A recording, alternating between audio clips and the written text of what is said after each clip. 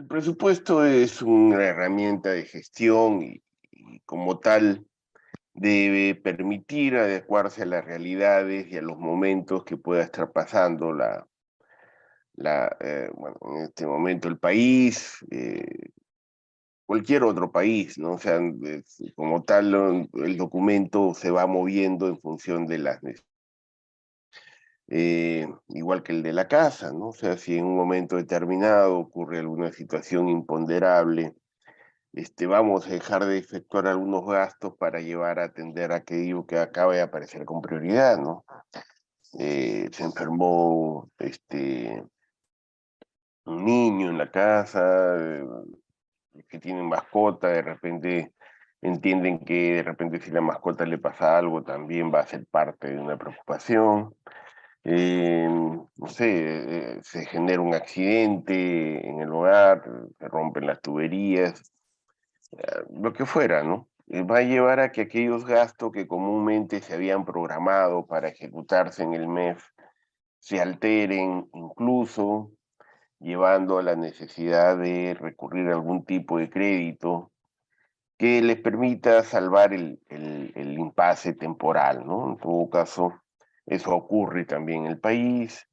Ustedes deben de recordar que durante la pandemia el Estado no solamente se consumió sus ahorros, sino que también generó endeudamientos adicionales para poder atender el gasto que éste demandaba.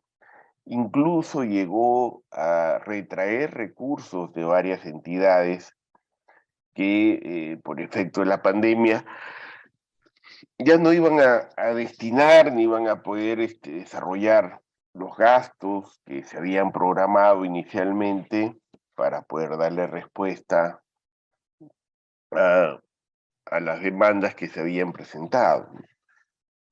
Por ejemplo, yo recuerdo mucho que MIDIS había hecho una programación de reuniones y talleres que se iban a ejecutar en el presupuesto del año 20 y estalla la pandemia justo en el mes de marzo y bueno, pues, lamentablemente toda esa programación de talleres y recursos que se había asignado se tuvo que suspender, ¿no? Y bueno, eh, los recursos que se habían orientado fueron reorientados para justo atender los temas de pandemia que podían tener, que tenían que verse en ese momento.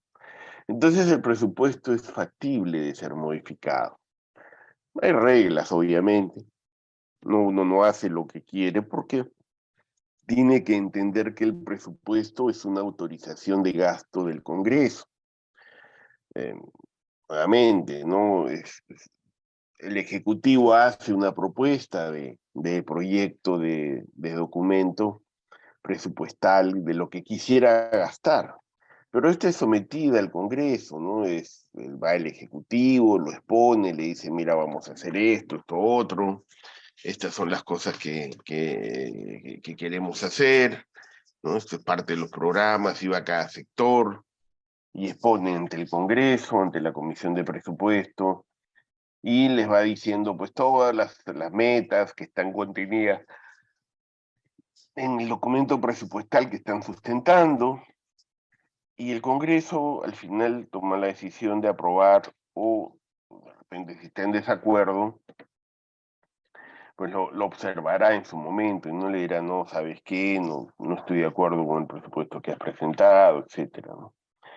Es más, las primeras modificaciones que se hacen al documento presupuestal, si quiere verse antes de su aprobación, nacen en el mismo Congreso, ¿no? La misma comisión de presupuesto y el Congreso en sí mismo van agregando modificaciones y artículos que implican incluso modificaciones para que el Ejecutivo durante el periodo de ejecución que iniciaría en este caso a partir del 1 de enero hacia el 31 de diciembre, realice aquellas autorizaciones que le ha planteado.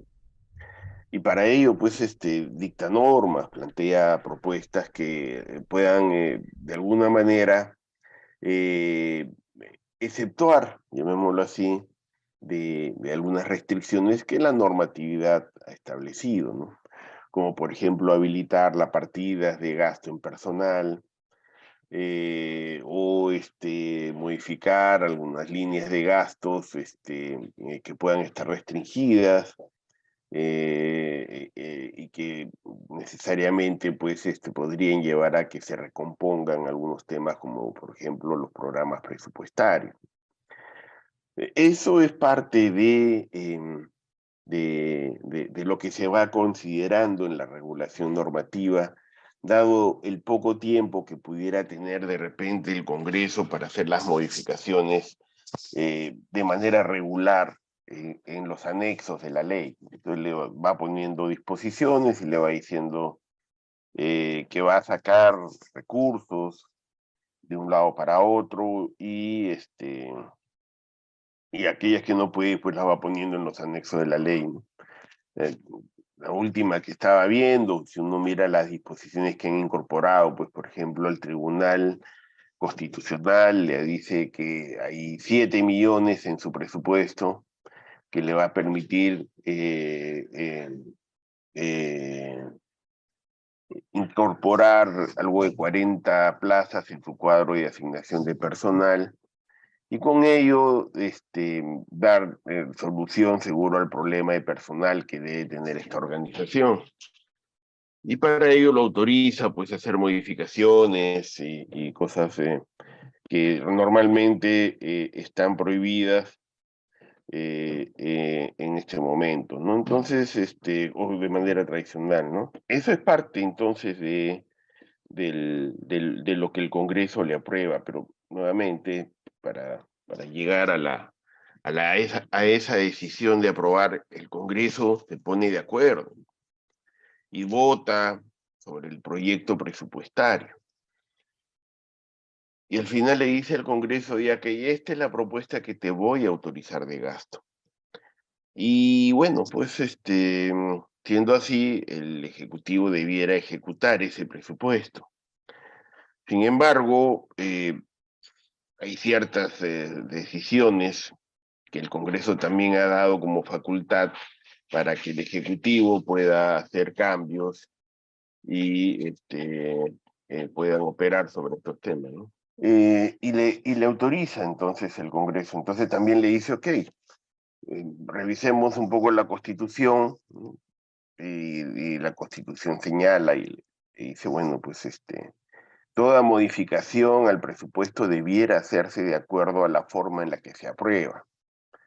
¿Y cómo se aprueba la ley? La ley se aprueba, la ley de presupuesto se aprueba pues, por una ley, ¿no? O sea, por un acuerdo del Pleno, y por ende también debiera de pasar por todas las modificaciones por esa situación. Es decir, cualquier modificación al presupuesto de acuerdo a la Constitución debiera de pasar por un acuerdo de ley del Congreso, ¿no? Y aprobarse.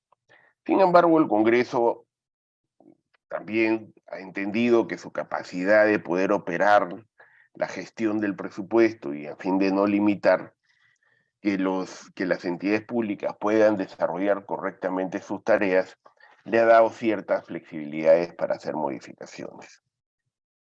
Entonces, en la ley del sistema, la 1440, aprueba los tipos de modificación y las ha dividido en dos tipos, ¿no? Las modificaciones de tipo institucional y las modificaciones de tipo programático. Empecemos por las primeras, ¿no? Por las de tipo institucional, que son las que más impacto pueden tener sobre las decisiones que el Congreso aprobó en su momento. ¿Qué es lo que nos dice el tema de esta norma, ¿no? Vamos a clasificar aquellas modificaciones que existen en el marco del presupuesto, y voy a decir que aquellas que implican el incremento del presupuesto se van a llamar créditos suplementarios, ¿no? Le voy a dar un crédito adicional al presupuesto. Y esto, que se define como este incremento de mayores recursos a los que la ley estableció, implica para la entidad una posibilidad de tener mayor recursos para gastar. Obviamente que estas modificaciones nacen con un propósito, ¿no? Yo no le doy la plata a una entidad porque quiero darle, ¿no? O sea, ha debido de haber algún tipo de sustento que incentive al Estado a proponer una modificación de este tipo. Y esta modificación normalmente debiera ser una ley, o sea, debiera ser autorizada por una ley. Eh, eh, ¿Por qué? Porque, como les decía, ¿no? El Congreso aprobó el presupuesto y al aprobar esta decisión también quisiera estar enterado de los cambios que se dan en este tema, ¿no? Eh, bueno, pues entonces, esta propuesta, si quiere verse de, em, de cambio, tiene ciertas condiciones, vamos a llamarlo así, ¿no? Las que corresponden a fuentes de recursos ordinarios y endeudamiento, sobre todo los nuevos endeudamientos, los nuevos préstamos, van a ser aprobados, quiere verse, por el, por el Congreso, ¿no? O sea, si hay más plata por recursos ordinarios, si tu proyección de recursos ordinarios, que es la principal fuente que se maneja en el presupuesto, y que tiene ese uso discrecional, digámoslo así, es de libre afectación, lo puedo usar para pagar planilla, lo puedo usar para pagar bienes, lo puedo usar para atender inversiones, pagar deudas, etcétera. Todo aquello que tiene esa discrecionalidad va a pasar por el Congreso, ¿no? El endeudamiento tiene un destino, pero igual es un tema de decisión, de saber si es que vale la pena o no endeudarse por determinado gasto. Si queremos endeudarnos para hacer un cohete que nos lleve a la luna, pues la lógica hace ver que todo el mundo mirará eso con extrañeza y pedirá pues que se observe, ¿no? Que cómo hace posible. Y de hecho, pues el mismo Congreso observaría esta propuesta alocada que podría tener el presupuesto, ¿no? Esta propuesta de modificación. Pero no te va a permitir que ese endeudamiento se